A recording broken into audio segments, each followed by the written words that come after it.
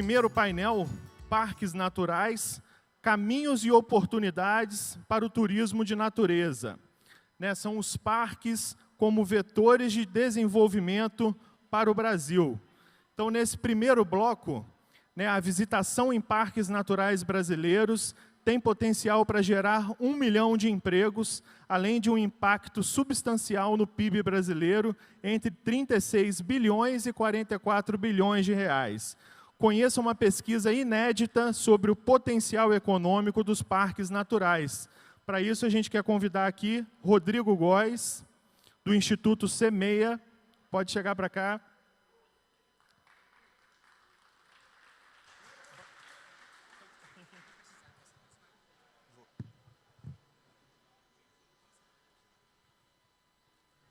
Seja bem-vindo, Rodrigo. Obrigado. Deixa eu me ajeitar aqui. E sinta-se em casa. Vou te deixar mais à vontade aqui. Pode Obrigado, Gil. Bom, boa tarde a todos e todas que estão aqui nos escutando e conversando conosco. Queria começar agradecendo muito o convite da Beta para poder apresentar hoje para vocês essa pesquisa que a gente do Instituto Semeia fez com tanto carinho. E para quem não conhece o Instituto Semeia, nós somos uma ONG, uma organização sem fins lucrativos, e a gente tem como missão a valorização dos parques brasileiros. Nossa vontade é que os parques brasileiros sejam motivos de orgulho para todos nós. E, para isso, a gente atua em duas principais frentes. Tem uma frente que a gente chama que é o nosso Think Tank, que a gente busca levantar conhecimento, dados, informações sobre a sociedade, influenciar o debate público. E uma outra frente que a gente atua aprimorando, apoiando o aprimoramento da gestão das nossas unidades de conservação, em especial dos nossos parques. Para isso, então, a gente atua nesse último eixo em três principais frentes, apoiando governos, elaborando bons instrumentos de contrato de parcerias para os parques, atraindo e fomentando a participação do setor privado, e a gente está falando tanto de concessionárias maiores, como também de empresas menores, para atuar dentro dos parques e também no entorno, e dialogar com a sociedade, discutindo essas parcerias e entendendo quais são os bons caminhos que nós devemos seguir para que esses benefícios de fato sejam implementados, de fato virem realidade. Então, a gente tem visto uma evolução bastante grande no número de concessões, no número de parcerias no Brasil. Eu não vou me aprofundar nesse tema hoje, na sequência o pessoal vai falar um pouco mais sobre isso, mas passando brevemente, a gente vê que hoje a gente tem cerca de 12 parques com concessões, assinadas nos últimos 4 anos, enquanto em toda a história do Brasil a gente tinha feito concessões para apenas 4 parques. Então, a gente vê que, de fato, essa agenda ela avançou bastante e ela segue avançando. Hoje, o governo federal já tem mais de 10 projetos em estruturação.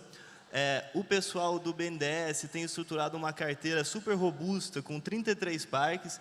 O BNDES, inclusive, é um grande parceiro do Instituto Semeia, colaborou ativamente com toda essa pesquisa que a gente está falando aqui hoje.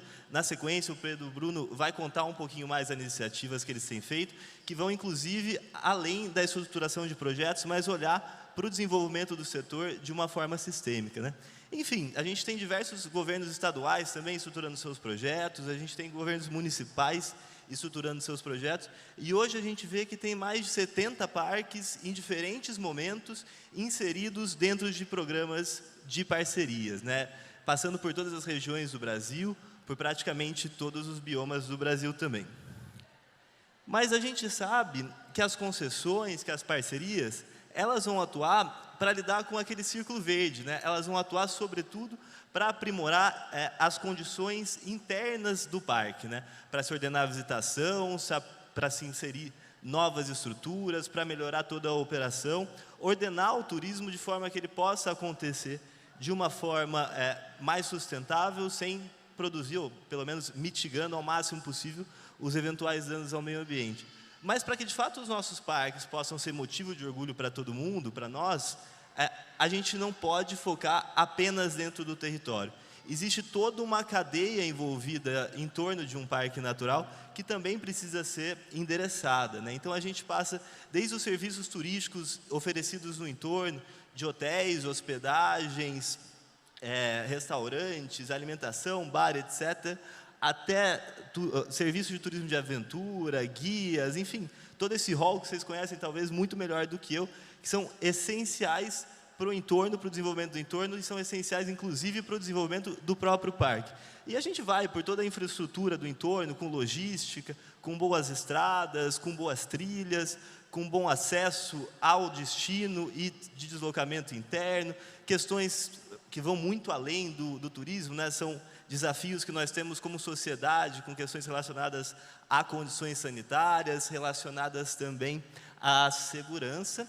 E aí a gente vai para um campo em que o céu é o limite, que é a gente botar os parques como um destino dentro do imaginário das pessoas, né? A gente sempre comenta, o que faz um paulistano sair de São Paulo, pegar a Via Dutra, virar à direita e ficar 8 horas no trânsito para ir até a praia, enquanto se ele virasse à esquerda, ele ia conhecer o Parque Nacional de Itatiaia, que é fantástico. Talvez nem seja cogitado por esse visitante que ele pode ir para Itatiaia, conhecer algo mágico e fantástico, ao invés de enfrentar todo um desgaste que a gente sabe que tanta gente faz. Então, a gente entende que se todos esses ciclos que a gente comentou, todos esses fatores forem bem interessados, a gente consegue promover um desenvolvimento sustentável que ajuda na conservação da natureza, né? É um ciclo virtuoso que a gente vê, onde se a natureza estiver bem conservada, dentro dos parques, mas no seu entorno também, isso vai atrair mais turistas que vão querer conhecer esse patrimônio ambiental tão bem preservado e tão único. Esses turistas, por sua vez, vão demandar uma série de produtos e serviços ofertados localmente. Essa compra, esse consumo de produtos e serviços vai gerar renda para o entorno, que, por consequência, essas comunidades, essas populações do entorno vão cada vez mais lutar pela conservação do meio ambiente, porque isso traz um retorno para dentro das comunidades, para dentro das populações do entorno. E, no outro sentido, esse círculo ele também faz sentido. Se a gente entender que uma natureza bem conservada, ela apoia na geração de matérias-primas e de boas condições para as comunidades do entorno, né? Então, a gente sabe que unidades de conservação bem protegidas são fundamentais, por exemplo, para o fornecimento de água para as grandes metrópoles no Brasil. Isso para o entorno se aplica também, mas a natureza também pode prover matéria-prima para artesanato, o capim dourado lá no Jalapão, por exemplo, super icônico nesse sentido. Então, a natureza bem conservada, ela também provê recursos e meios para que as comunidades possam produzir serviços, possam produzir produtos, que, por sua vez, inserem essas comunidades dentro do destino, com um papel de extrema relevância, que vai atrair turistas para esses locais também, que também vão conhecer a natureza e vão sair de um parque, vão sair de um destino, lutando pela sua conservação, com uma consciência ambiental fortalecida. Mas, acho que todos nós aqui temos isso muito claramente, né? O Brasil possui um potencial da sua natureza fantástico, né? O Fórum Mundial, por exemplo, coloca a gente em segundo lugar em termos de competitividade turística dos nossos recursos ambientais. Mas hoje o PIB brasileiro, relativo ao turismo, ele é de só 7,7%. Enquanto outros países com economias tão complexas ou mais que as nossas, como os Estados Unidos, Inglaterra, passam de 10%, né? Se a gente pegar a Nova Zelândia, por exemplo, que fica onde se cobra o escanteio do mundo, eles têm 15% do seu PIB relativo ao turismo, e muito disso em função da visitação de natureza. E aí, esse é um exemplo que eu sempre gosto de trazer, eu acho que cada um aqui consegue imaginar um exemplo parecido, mas comparando o Parque Nacional do Catimbau, lá em Pernambuco, com o Zion National Park, nos Estados Unidos. Óbvio que cada parque é diferente, cada parque está inserido dentro de um contexto específico, mas me gera até uma certa revolta quando a gente olha que em 2018, o Parque Nacional do Catimbau, que é um lugar fantástico, é um lugar mágico, em que você tem essas montanhas de diversas cores, com pinturas rupestres, com uma comunidade tradicional no entorno extremamente interessante, em 2018 recebeu 363 visitantes, enquanto no mesmo ano o Zion National Park nos Estados Unidos recebeu 4.300.000. E isso impacta, obviamente, no que esses turistas deixam de recursos para o entorno, né? Nos Estados Unidos deixaram mais de R$ 1 bilhão, numa cotação de algum tempo atrás, enquanto no Catimbau ficaram R$ 52 mil para o entorno. Então, a gente, de fato, tem um potencial, essa percepção de um potencial gigantesco que talvez a gente não está tão bem aproveitando. Então, partindo dessa inquietação, né, qual de fato é o nosso potencial, o que a gente precisa fazer para chegar lá, que nós, o Instituto Semeia, com apoio de diversas entidades, o pessoal da Beta nos ajudou bastante, o BNDES participou ativamente desse estudo também, a gente se baseou em pesquisas e análises que a gente fez junto com a consultoria BCG e levantou dois principais objetivos, né? Uma base factual para que a gente conseguisse demonstrar quantitativamente qual que é o tamanho dessa oportunidade que nós temos e uma lista de alavancas para que a gente consiga sair do lugar que a gente está hoje e chegar nesse potencial. Para isso a gente fez uma série de entrevistas com stakeholders do governo, do trade, de concessionárias, enfim, conversando com um monte de gente, um monte de especialistas, olhamos para uma série de bases de dados, quantitativas e qualitativas também, assim como analisamos alguns casos internacionais para entender em grandes linhas o que fizeram lá fora que possa nos inspirar. Então, a gente olhou para 5 países, Estados Unidos, Costa Rica, Quênia, Peru e Nova Zelândia, e para cada um desses países a gente olhou com mais dedicação também a um parque específico, todos bastante diversos. Óbvio que a gente não vai copiar algo que foi feito lá fora e colar aqui dentro, nunca foi esse o intuito, mas ao olhar para fora a gente buscou entender as grandes mensagens, as grandes políticas públicas e estruturantes que esses países fizeram para que eles pudessem ter sucesso no seu turismo de natureza, para que os seus parques nacionais pudessem ser de fato vetores para o desenvolvimento, como são em muitos desses locais. E a gente viu que existem 4 principais dimensões de sucesso para o turismo de natureza. Aqui eu estou usando turismo de natureza como um sinônimo de ecoturismo, mas enfim, a visitação de ativos naturais, etc. E essas 4 dimensões, a gente parte primeiro de um desenvolvimento do destino, um desenvolvimento de um cluster. Um parque que recebe uma visitação expressiva, uma visitação sustentável, ele não está isolado. No entorno desse parque, você tem também outras unidades de conservação que recebem visitação, e você tem uma série de atrativos privados também, relacionados com o turismo de natureza no entorno, de modo que dentro de um único destino, o parque funciona como uma âncora de atração de visitantes, mas que os visitantes eles vão circular por todo o território, eles vão conhecer o parque, mas eles vão conhecer outros atrativos também. Um caso muito bom que ilustra essa dimensão é na Costa Rica, com o Parque Nacional Manuel Antônio, recebe 150 mil visitantes, não recebe mais porque o plano de manejo não permite, que isso vai causar danos ao meio ambiente. Então, o entorno desse parque, movido por uma política de pagamentos por serviços ambientais na Costa Rica, se reflorestou todo e as pessoas proprietárias de terra viram que era importante aproveitar o ecoturismo nesses locais também, já que a natureza tinha voltado, então criaram atrativos complementares ao parque e hoje você tem lá um grande cluster de turismo de natureza que é uma referência para a gente. Óbvio que a gente tem que pensar também na infraestrutura e logística, né? Como você chega no destino, como são as estradas que levam até lá, como que é o transporte aéreo, lugar que não tem estrada, como você chega de barco, e mais do que isso, como você se movimenta dentro desse destino, seja de carro, seja de bicicleta, seja com as trilhas de longo curso, que se encaixam exatamente dentro dessa lógica da gente promover a infraestrutura, seja no nível de destino, seja conectando diversos destinos por todo o país. E óbvio, ninguém vai visitar o que não conhece, então promoção e disponibilização de informação foi algo que todos esses países fizeram, né? Aquela marca do Peru com aquele pezinho que simboliza uma linha de Nazca, está na nossa cabeça, né? A gente fala de Peru, a gente vê aquela marca, a gente associa imediatamente com o país.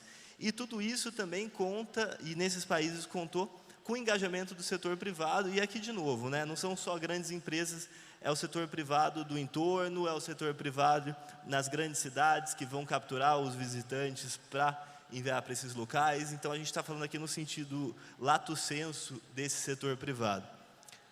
E estimando e olhando para esses países, né, a gente viu que a visitação nos parques nacionais e estaduais brasileiros, a gente acabou não analisando os parques municipais, nos parques estaduais e federais, hoje nós recebemos cerca de 14 milhões de visitantes, dos quais 75% estão concentrados em só 8 parques, de quase 300.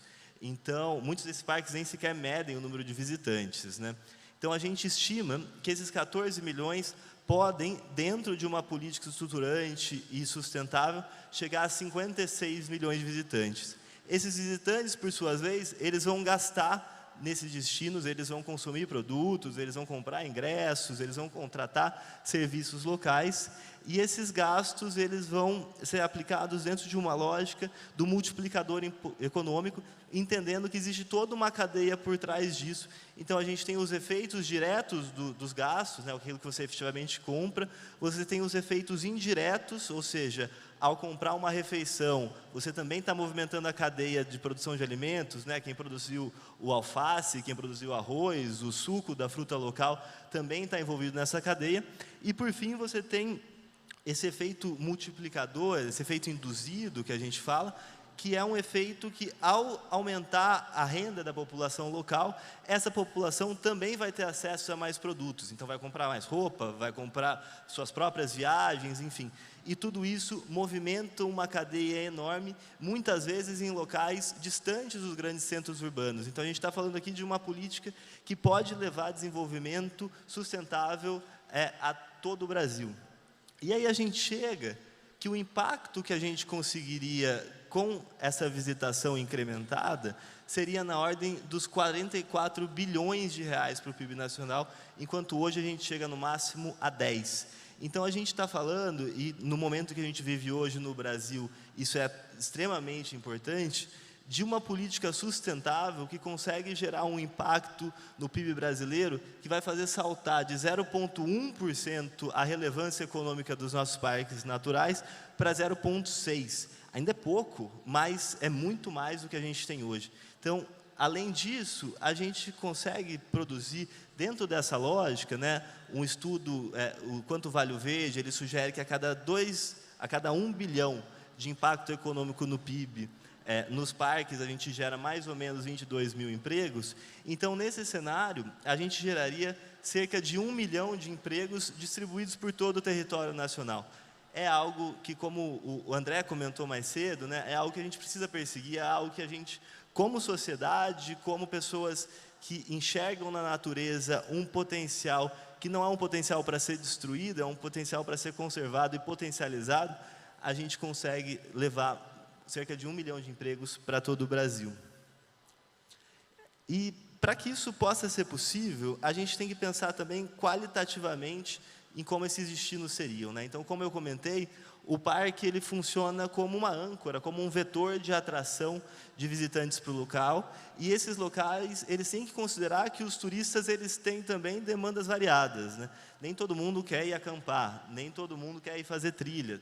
Muitas pessoas querem, mas outras não. Tem as pessoas que viajam numa vontade mais contemplativa, de apreciar grandes paisagens, de ter um momento mais introspectivo. Tem aquelas pessoas que gostam de viajar em galera, de então, conhecer alguma coisa de tarde, à noite, sair, dormir a manhã toda, enfim. Tem famílias com crianças, tem casais. Bom, vocês sabem melhor do que eu da necessidade que a gente tem de contemplar todas essas demandas dos turistas. E quando a gente fala de um parque e também do destino em que esse parque está inserido, essa diversidade também tem que ser considerada.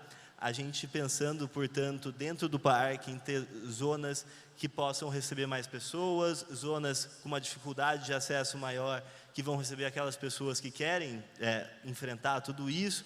Obviamente, de novo, é sempre importante a gente falar, tudo muito alinhado com os instrumentos de gestão do parque, com o plano de manejo, sobretudo, para que essa visitação não seja destrutiva, mas seja construtiva para o parque e para todo o seu entorno. Bom, mas por que a gente não chega nesse potencial, né? A gente falou lá atrás, nós temos um potencial do nosso patrimônio ambiental magnífico. Nós temos, numericamente, onde nós conseguimos chegar. Por que a gente não chega? nós levantamos 8 principais entraves que são aquilo que nos impedem de sair de onde a gente está hoje e de chegar aonde a gente tem potencial. Esses entraves a gente dividiu em nível de destino e no nível nacional. Aqueles no nível nacional, eles precisam ser encarados como algo que vai trazer uma solução para todo o país, apesar de ser aplicado também, muitas vezes, no nível de destino, que é a segunda categoria, né? É aqueles que precisam ser olhados muito particularmente para cada caso, que precisam ser analisados na lupa para se pensar em boas soluções. O principal entrave que a gente vê é um desalinhamento de visão. Então, muitas vezes, seja no nível federal, seja no nível estadual, a gente tem diversas pastas trabalhando com o mesmo tema, mas cada uma está indo para o lado. A pasta de meio ambiente não conversa com a pasta de turismo, que não conversa com a pasta de desenvolvimento regional. Fiquei muito feliz de ver as pessoas falando aqui de manhã das iniciativas de diversos estados que estão lutando para desconstruir essa ausência de visão, mas, em linhas gerais, a gente entende que, de fato, existe esse desalinhamento, que é um reflexo de uma baixa prioridade do tema, e aí eu reforço de novo o que o professor André colocou, que a prioridade, né, a vontade política, muitas vezes ela não existe, e isso se reflete nessa falta de visão. Ao mesmo tempo, a gente também tem uma limitação na coordenação entre diferentes atores envolvidos na agenda. Então, você não tem uma política pública unificada, um sistema de governança unificado, em que cada pessoa sabe, compartilhando aquela visão comum, qual o seu papel, para que, ao final de um período de tempo, a gente consiga olhar para trás e ver, pô, todo mundo avançou naquilo que lhe competia e tudo isso casou e a gente conseguiu atingir o resultado que a gente desejava. Isso acontece tanto no nível interno dos governos, federal, estaduais e nacionais, como entre os próprios governos também, entendendo que tem políticas que elas precisam ser pensadas a nível nacional, políticas precisam ser pensadas a nível estadual e no nível local, e muitas vezes elas são pensadas sem uma coordenação efetiva. Por outro lado, a gente tem uma restrição orçamentária, aí, de novo, né, fica muito claro o quanto que a gente investe no agronegócio, o quanto que a gente investe no turismo de natureza, e aqui, sem fazer um julgamento de valor de quem deveria receber mais ou menos, mas, de fato, hoje a gente vive um cenário em que existe uma restrição orçamentária para a gente desenvolver a visitação dos nossos parques naturais, e isso, óbvio, que a gente precisa pressionar candidatos e pressionar governos para alterar essa priorização, mas também existe uma necessidade de se buscar meios alternativos para isso, mas não vou entrar nisso agora que eu já estou me avançando. Por fim, a nível nacional, a gente vê um grande desafio de reconhecimento dos nossos parques como um destino viável. Ainda existe muito uma imagem de que visitar um parque nacional é algo para um mochileiro, é algo para um aventureiro, e não algo para uma família, e não algo para um casal. Isso é algo que a gente precisa desconstruir, a gente precisa colocar os parques brasileiros na cabeça de todos nós brasileiros, e, por que não, na cabeça dos estrangeiros também, que possam vir para cá conhecer esse patrimônio ambiental que a gente tem. Se a gente olha para o nível de destino, então, a gente vê que, de fato, existe uma dificuldade de acesso a esses destinos, seja por via aérea, seja por via terrestre, seja por via fluvial, quando for o caso, o que impede ou deixa muito caro que as pessoas cheguem e acessem um destino específico. Ao mesmo tempo, a gente tem uma infraestrutura de visitação dentro de parques, por vezes, muito precárias, né? Não é incomum a gente visitar um parque em que não tem sequer um banheiro. Enfim, imagina 1 milhão de pessoas visitando um parque por ano sem um banheiro, por exemplo, o impacto que isso não causaria. Então, a gente também precisa encarar que essa falta de infraestrutura interna e, muitas vezes, também no entorno, é um desafio que a gente possui, um entrave para a gente, de fato, chegar nesse potencial. Para ir fechando, a gente tem, por muitas vezes, uma oferta limitada de serviços no entorno e, às vezes, dentro do próprio parque. Ou seja, às vezes você tem uma visitação muito boa no parque, quer sair, tomar uma cerveja e não tem onde. É difícil não ter um boteco, mas tem casos que isso se torna dificultoso. Você quer jantar alguma coisa e enfrenta dificuldade, né? Você passa fome com dinheiro no bolso, e isso é comum em alguns lugares ainda. Então, essa oferta limitada dentro de um destino, também é um desafio que a gente tem enfrentado. Por último, a gente tem um desafio nos instrumentos de gestão e de fiscalização nos parques, que a gente vê muitas vezes o pessoal dos nossos órgãos ambientais fazendo um trabalho fantástico, um trabalho que é feito por amor mesmo, mas que falta dos níveis mais altos um apoio para que esse trabalho seja feito com o máximo de qualidade possível. Não por falta de boa vontade, por falta do corpo técnico, por falta de uma vontade política mais ampla de fato, alterar essa realidade. Mas, enfim, acho que a gente não veio aqui só falar de problemas. Para essas 12 alavancas, para esses 8 entraves, a gente levantou também 12 alavancas que nós, como Brasil, como país, precisamos acionar para destravar esse setor. E aí, muitas dessas alavancas, elas dialogam com mais de um entrave, né? Então, se a gente pegar, por exemplo, a articulação de uma visão comum, incluindo a priorização de destino e de ações, de políticas públicas, ela vai lidar tanto com a dificuldade de um desalinhamento de visão, quanto com a dificuldade, com o entrave de uma efetividade na coordenação. Portanto, acho que esse é o mais fundamental de todos, é por ele que eu quero começar.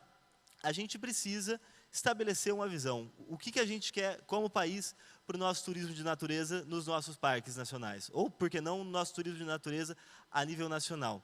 Em uma visão que priorize ações, que priorize, eventualmente, destinos que precisam ser estruturados. Se a gente sair tentando resolver todos os problemas do mundo de uma vez só, talvez isso não dê certo. Mas, se a gente tiver uma ordem de prioridade clara e, efetivamente, lutar e trabalhar para alterar essa realidade, a gente tem muito mais chance de sucesso. Ao mesmo tempo, a gente precisa estabelecer governança central e governanças regionais para que essa visão, para que essa agenda estabelecida por todos seja de fato implementada, né?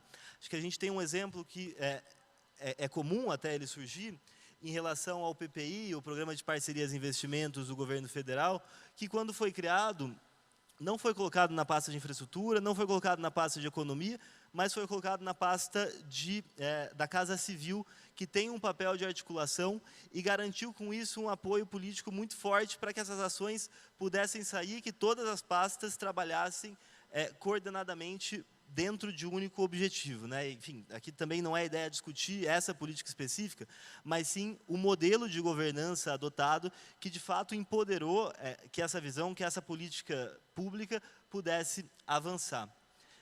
Quando a gente fala de restrição orçamentária, a gente tem, obviamente, que pensar também na redistribuição do orçamento nacional, priorizando também essa agenda que a gente tanto defende, mas a gente pode também pensar e buscar fontes alternativas de receitas e bons arranjos para isso. Não tenho a resposta agora, acho que isso é algo que a gente precisa avançar e discutir de como conseguir, mas a gente sabe que existem dentro dessa nova agenda, nessas discussões relativas à preservação, mudança climática, que na COP foi tão discutido, por exemplo, existem discussões que estão lidando com essas fontes alternativas e é o momento da gente buscar atrair isso também para os nossos parques, para os nossos destinos de natureza, entendendo que eles atuam pela conservação da natureza. Então, a gente precisa buscar, além de pressionar por uma maior fatia orçamentária, também buscar fontes alternativas para conseguir avançar com isso. Quando a gente lida com o baixo reconhecimento dos nossos parques nacionais, hoje talvez a gente careça de uma marca de turismo nacional que de fato reflita o nosso potencial. Uma marca que qualquer pessoa no mundo inteiro possa olhar e remeter à diversidade, a remeter à riqueza do nosso patrimônio ambiental. Como eu dei o exemplo do Peru, com as suas linhas de Nazcas, algo relativamente simples, mas que não deve ter sido fácil de fazer, mas que a gente olha para aquilo, reconhece o Peru na hora e reconhece um patrimônio histórico-cultural que eles possuem no país e aquilo fica no nosso imaginário, né? Aquilo é alimentado ao longo de vários anos. Ao mesmo tempo, nós precisamos de esforços ativos de promoção, também coordenados, tanto internamente no Brasil, quanto externamente, né? Então, a gente tem diversos casos, o caso da novela Pantanal, novelas que teve no Jalapão, por exemplo, que inseriram esse destino dentro do imaginário das pessoas, e hoje as pessoas conhecem isso porque apareceu na novela e ficam com vontade de ir. Então, a gente ativamente promover os nossos parques, a gente ativamente promover os destinos no entorno deles, é algo fundamental que a gente precisa fazer para aumentar o reconhecimento dos nossos parques nacionais e dos nossos destinos. Ainda a nível nacional, algo que vários dos países que a gente estudou fez e com muito sucesso, existem algumas iniciativas no Brasil, sim, nesse sentido, mas a gente precisa também potencializar uma certificação de melhores práticas, ou seja, o que o pessoal está fazendo, que está fazendo muito bem feito, que merece ser valorizado e merece ser difundido. Quando a gente faz isso, a gente está tanto melhorando os serviços oferecidos, quanto passando uma mensagem de confiança ao turista, que vai ver um selinho que tem lá, dizendo que aquele lugar segue as melhores práticas de sustentabilidade, de serviços aos turistas, e vai confiar naquele lugar. Quando a gente está falando de um novo destino, de um destino que ainda não é tão consolidado, as pessoas não conhecem os restaurantes, não conhecem os hotéis, não conhecem os fornecedores de serviço, essa certificação de melhores práticas, ela ajuda a fomentar esse reconhecimento, de modo que a gente consiga também aumentar a confiança e a atração dos visitantes, né? Tudo isso, então, é pensando em nível nacional, né? São políticas nacionais, que obviamente precisam ser aplicadas a nível de destino também, mas elas requerem uma ambição, uma visão a nível de país. Mas a gente tem aquelas alavancas que são pensadas em solucionar os desafios que nós temos no nível de destino. E elas também lidam com diversos entraves, né? Uma das que a gente levantou é que a modelagem de concessões e de parcerias em geral, ela deve ser usada para que o operador dessa parceria também fomente o desenvolvimento do entorno, né? Então, que não fique restrito exclusivamente ao território do parque, mas que possa também prover serviços, fomentar a cadeia produtiva também do entorno. Outra coisa que a gente precisa urgentemente fazer e que lida também com uma série de entraves é ter uma oferta coordenada de recursos financeiros, e aí isso pode se dar das mais diversas formas, mas para que todas as áreas envolvidas no destino, elas possam, de fato, ter uma atuação mais eficiente e mais eficaz. Então, a gente precisa pôr dentro das limitações e buscando os orçamentos que a gente possui, e novos, inclusive, buscar aplicar isso também para o desenvolvimento do destino. Dentro dessa lógica, a gente vai para o número 9, que é se criar também uma política pública para incentivar que áreas privadas recebam visitação no entorno dos parques. Muito naquela lógica que eu comentei, de que os nossos parques, eles de fato funcionam como âncoras, como atrativos, mas não é só isso, a gente precisa olhar para o entorno, a gente precisa de áreas privadas no entorno também, então criar esses incentivos, tanto para a abertura de novas áreas, como para o fortalecimento daquelas já existentes, é algo fundamental que a gente precisa encarar. E nessa lógica entra também a gente capacitar, a gente buscar fornecer capacitação, difundir boas práticas também, para a mão de obra local, para os empreendedores locais, para que seja valorizada a cultura local, sejam valorizados os métodos construtivos locais e que isso possa também compor parte do atrativo, isso também possa ser feito de uma maneira sustentável, oferecendo um bom serviço aos visitantes. E aí, quando a gente está falando de parques nacionais, a gente precisa também fortalecer cada vez mais os nossos órgãos ambientais. A gente precisa fortalecer cada vez mais o CMBio, a gente precisa fortalecer cada vez mais a Fundação Florestal de São Paulo, o IMASU no Mato Grosso do Sul, enfim, todos os órgãos ambientais que a gente tem no Brasil precisam ser fortalecidos com uma capacitação para que esses órgãos, para que o seu corpo técnico consiga, de fato, expandir essa visitação dentro de uma lógica sustentável. De novo, né, essa expansão da visitação não pode ser feita a qualquer custo, né? Existe por trás disso também toda uma política de conservação do meio ambiente, deve existir também toda uma política de educação ambiental para que essa visitação, ela de fato transforme a visão das pessoas que visitam uma unidade de conservação, para que a pessoa saia dentro desse parque com uma consciência ambiental muito maior e que, portanto, lute pela preservação da natureza, portanto, lute por um mundo melhor nesse sentido, né? E, por fim, a gente precisa também, aqui acho que acabou me repetindo, mas, enfim, fortalecer a capacidade de gestão desses órgãos ambientais. Se a gente está falando de parcerias, se a gente está falando do aumento da visitação, é necessário se ter um fortalecimento da capacidade de gestão contratual, da capacidade de gestão financeira, orçamentária, também desses órgãos ambientais. E, bom, a gente sabe que os efeitos a visitação, que os efeitos de um parque nacional, eles vão muito além do desenvolvimento do turismo, do desenvolvimento do ecossistema local. Os nossos parques nacionais, eles também são fundamentais para a preservação dos nossos recursos naturais. Eles ajudam o país a alcançar suas metas de emissões, eles são extremamente importantes para a proteção dos nossos recursos hídricos. Agora até me fugiu o nome, mas existe um percentual relevante, não sei se é 70% ou 70%, de toda a água que a gente consome no Brasil, ela tem como origem nossas unidades de conservação. Então, proteger e fomentar a visitação e a consciência ambiental nos nossos parques é também atuar para a preservação dos nossos recursos naturais. Da mesma forma, a gente hoje, tão criticado externamente por conta das políticas ambientais, fortalecer o nosso patrimônio ambiental, fortalecer a visitação aos nossos parques nacionais, também ajuda no fortalecimento da nossa reputação externa. E aqui a gente não está falando de um greenwashing, a gente aqui não está falando de uma política para inglês ver, mas sim, de fato, transformar a nossa abordagem com o meio ambiente, inclusive em relação aos nossos parques, vai ajudar também na nossa política externa, na nossa reputação internacional, que vai fortalecer a atração de investimentos, que vai fortalecer uma série de outras ações. Conhecer parques e visitar parques naturais também estimulam hábitos saudáveis, também estimula algo que a gente está tão carente nesses tempos todos de isolamento social, que é de fato fazer exercício físico, que é de fato ter contato com a natureza, que é tomar esse banho de natureza, né? Algo que está sendo prescrito até por médicos hoje em dia, de todos os benefícios que isso traz, seja para a nossa saúde mental, seja para a nossa saúde física.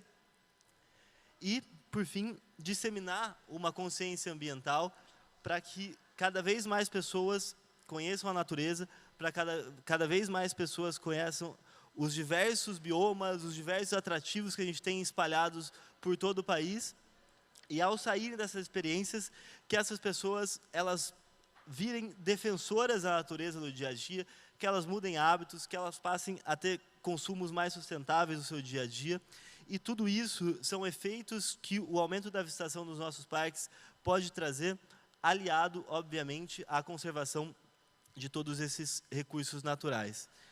Então, esse é um breve resumo desse estudo que o Instituto Semeia fez, Parques como Vetores de Desenvolvimento para o Brasil. Foi um estudo que o Semeia fez, mas que a gente considera que não é nosso. Esse é um estudo que a gente fez para que todos nós possamos usar.